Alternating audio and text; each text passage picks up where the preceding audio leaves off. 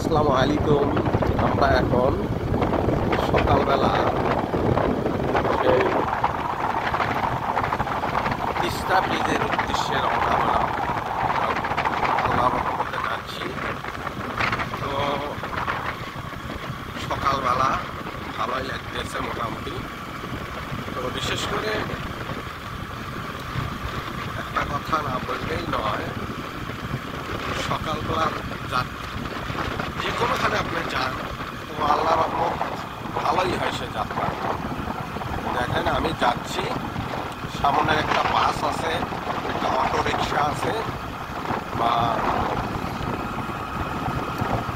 যাচ্ছি। আর এই বাসগুলো অনেক দূর দূরান্তে যায়। বিশেষ করে এই হওয়ার কারণে অনেক লোকের অনেক দুর্ভোগ কমে গেছে, যেমন চিলমারি